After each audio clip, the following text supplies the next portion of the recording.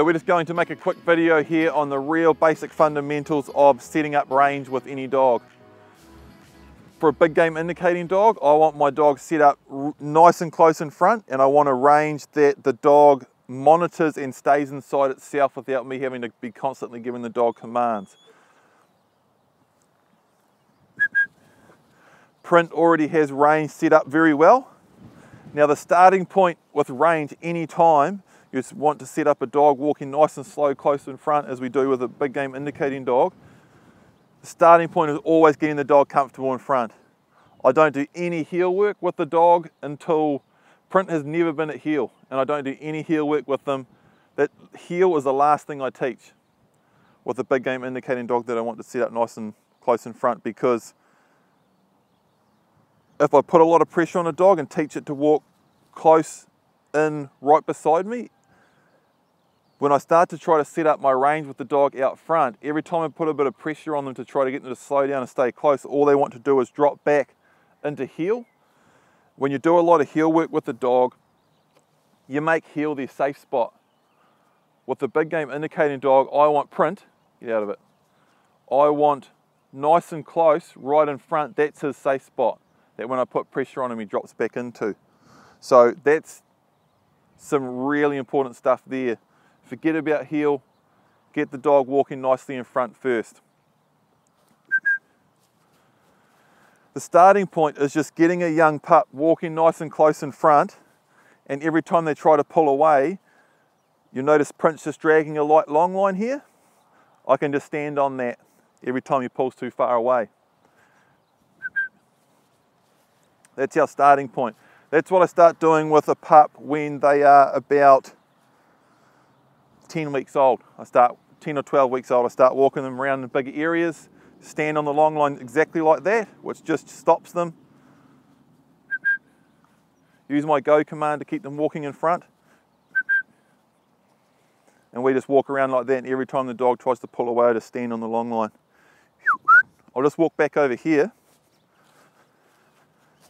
Now, walking in one direction like that with the dog and continuing to walk in that direction, the dog pulls away too far, so you stand on the long line, that stops it, you catch up, tell the dog to go again, the dog goes again, it pulls too far away, so you stand on the long line again.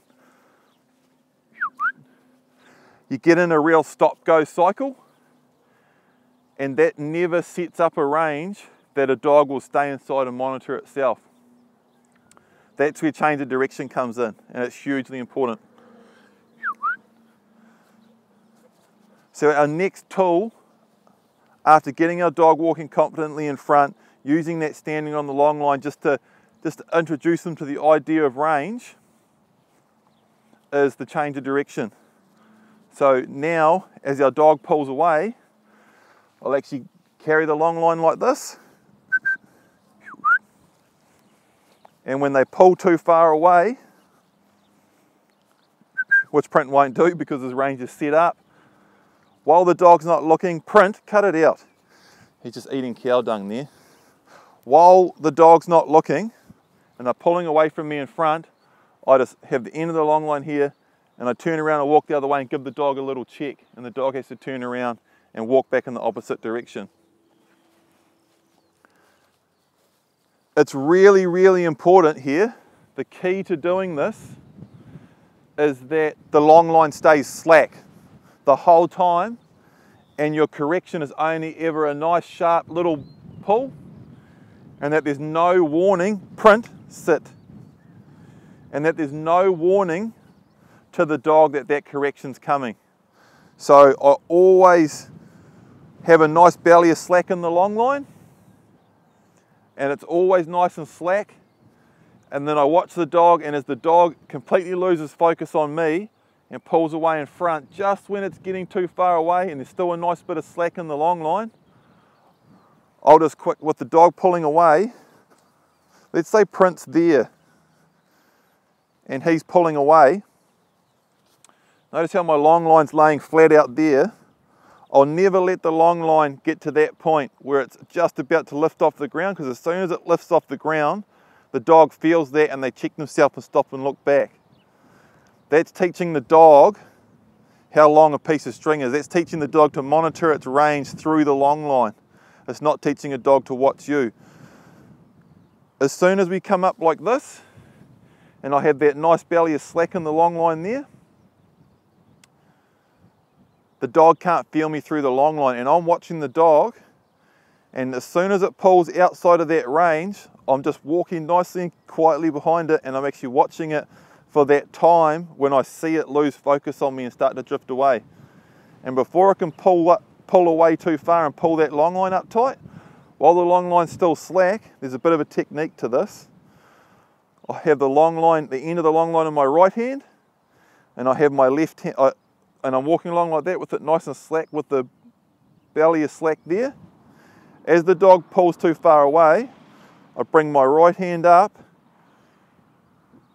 run the long line through between my thumb and finger there, and I turn around and I'm going like this, pulling slack up.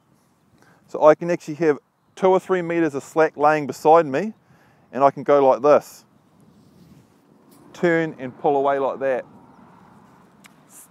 Sit. I'll give you another angle of that.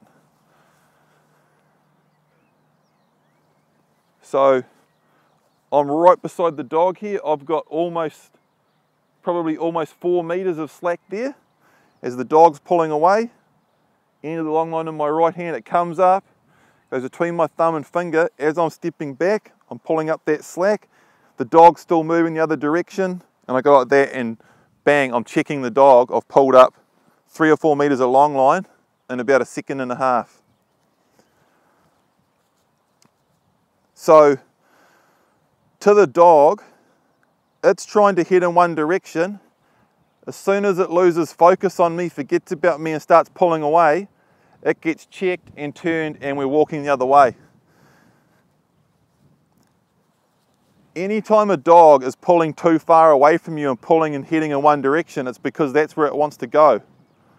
So I'm telling the dog, by turning it around, that it's only going to get to where it wants to go by staying close to me. So the dog pulls too far away, I give it a check and a turn with no warning, and we walk back the other way for a while, away from where the dog originally wanted to go.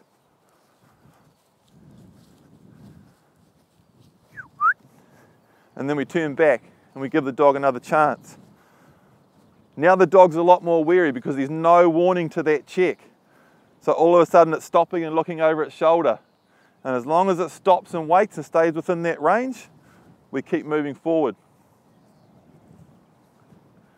If the dog pulls away again, bang, see that? I could have given him a check there without him even knowing. So it's that check without warning. That's what gets that nice stopping, waiting, looking over the shoulder. And once the dog, if you're consistent with that technique, and the dog knows it doesn't get to go where it wants to go unless it stays nice and close and slow to you and keeps an eye on you, that's how you get that range set up, that the dog stays inside itself. So that's a very brief overview of the way I set up range. There's a huge amount of work in just setting a dog up walking nice and slow and close in front. There's a huge amount of variables and different things within what we just went over there that takes weeks and weeks. And there's a huge amount of work in transitioning off the long line and getting all this stuff set up off leash, off the long line. But that's the real core basic fundamentals of it, and you will be able to use that information I just gave you to make a huge amount of progress and get your dog attentive and starting to be aware of a range that it should stay inside itself. So I hope you can go away and use some of that. We'll see you next time.